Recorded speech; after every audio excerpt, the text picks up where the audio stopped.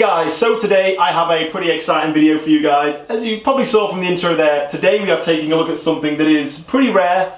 Not a lot of people get the chance to look at one of these or even get their hands on one, so I'm pretty excited that I have it in front of me today and I can share it with you guys.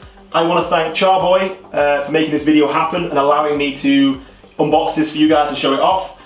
And as you saw from the introduction there, this is the G&G Armament GKM Gold Edition. This is genuine 22 karat gold AK-47, the thing you see Colonel Gaddafi, you know, all the big Eastern dictators have one of these. It's a pretty cool and famous iconic gun.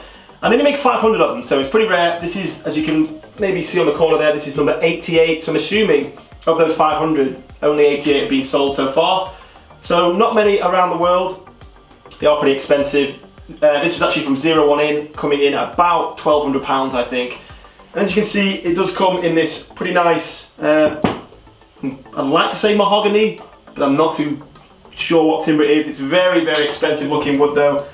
Comes with a pretty cool carry case. And if we flick up the switches here, this is what we have inside. I'll get it all out for you in a second so you can see it better, but straight away here, you can see this is a pretty cool looking setup. You've got the special edition G&G logo there. This is all kind of red felt lined, as you'd expect a gun like this, or if you're buying a real golden AK, if you were a drug lord or you ran somewhere like Libya, you'd probably get it in a box like this. So before we get the gun out, you get a couple of different things. This is the G&G Armament kind of certificate of authenticity. This is the deluxe 22 karat gold G&G GKM. And obviously GKM is the G&G name for the AKM variant, that's what this is, of the AK-47. So that's just a little authenticity card there, pretty cool. You've also got just your instruction manual, which apart from looking pretty fancy with all the gold lettering on the front and on the back, I'm assuming internally it's going to be the same as any G&G AKM magazine, instructions even, apart from all the pictures of the gold gun. So I'm not going to go through that. Classic stuff, don't aim at your eyes, don't shoot it at animals, how to adjust hop up, all the usual good stuff. So the things you do get in this, which are a little bit unusual, is this is the adapter to charge it, because the battery for this, even though you've got this nice big stock here, which I'll show you in a second, the battery is actually a built-in part of the foregrip. So that's the adapter there just to charge it, as you'd expect. So let's take a look at the gun itself. So if I can, I'm going to move this box out of the way in a second so I'm not reaching over like a madman, but we take this out a second and we put this to one side. So here it is. 22 karat gold GKM AKM 47. Now obviously it's a functioning airsoft gun, you know, it works. You could take this on the field, you could play with it if you ever wanted to do that. It's got a high cap magazine, I'll show you that in a second. So it's all the things you've come to expect from a standard G&G AK-47, but it is just brushed, painted obviously. It is still the same metal construction as a standard one, I assume. It's just brushed and painted with genuine gold. You've got real timber furnishings, weirdly on the stock, on the foregrip, but the pistol grip is the kind of Bakelite plastic material, which is more akin to the real AKM.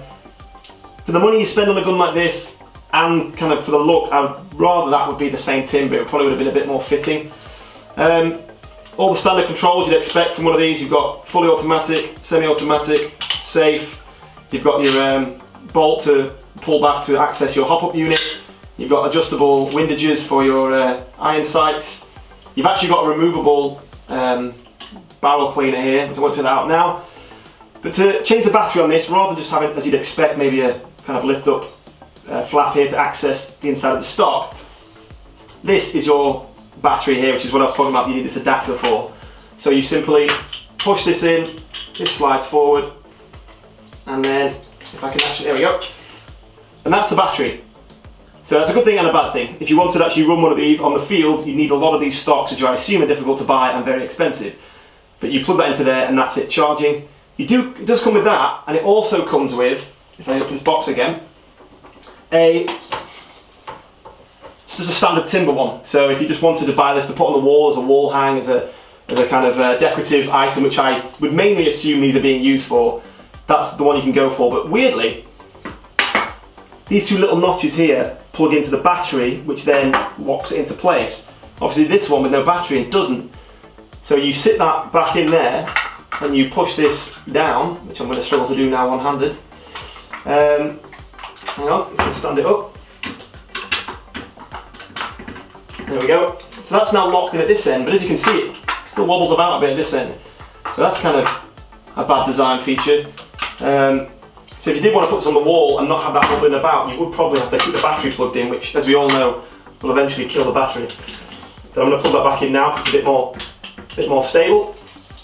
So as well as that, of course, to feed the beast you need a magazine, and this is a AKM GKM high cap magazine, again painted and finished in the 22 karat gold paint. We tried it earlier on. I do have some other standard Bakelite GKM magazines from G&G, and they feed, well, they lock in. We didn't get a chance to fire it. They lock in fine. But I think if you're going to run this in the field, again, I don't think you can actually buy these genuinely gold-plated high caps separately. And if you could, they're probably going to run up into, I'd guess, over £100 each, because they're, you know, they are finished with real gold. So again, another reason why you probably wouldn't want to skirmish one of these or do it very easily.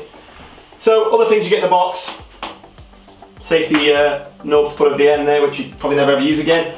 And I'm not too sure what this is. There's this little tiny device here, which I'd probably have to read the manual for. Someone in the comments might know. You can tell me. There's this little, looks like a little tool there. Not too sure what that's for. It's not to wind up the high cap. You've got the standard winding wheel. Anyone in the comments knows what that is? Tell me down below. It probably isn't the manual, but we're not going to have a chance to read that now. So that is everything you get in the box. So I just wanted to show you this, guys, today. Like I said, it's been very cool to have a chance to just take a look at this before it gets passed on to its fan loader. Again, I want to thank Charboy for that. Tell me what you think of this down in the comments below. It's pretty different. Again, it's quite cool to just have a chance to look at it. Some things on it I'll be disappointed about. Again, that kind of grip. The fact this isn't the timber, it's that Bakelite material. Some things are a little bit wobbly on it. The stock isn't quite stable, but there is an Allen key there. I'm sure we can fix that ourselves. It sounds pretty good when it's firing and stuff, but again, I don't think anyone's really too bothered about the performance of a gun like this. But I can show you the sound of it now, really, because again, the battery's there. It is all clear. I won't put the mag in. Nothing in the chamber. But full auto. Pretty rapid full auto, you know, to say it is stock. And it's quite a nice sounding full auto. It's not very squeaky. It's quite a deep sound, so it's actually, you know, quite a nice gun to fire.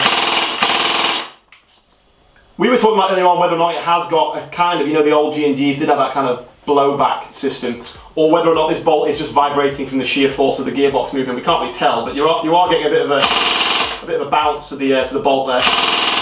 And then sliding it back down to semi. The trigger response isn't great. I don't think there is a MOSFET in these as standard, but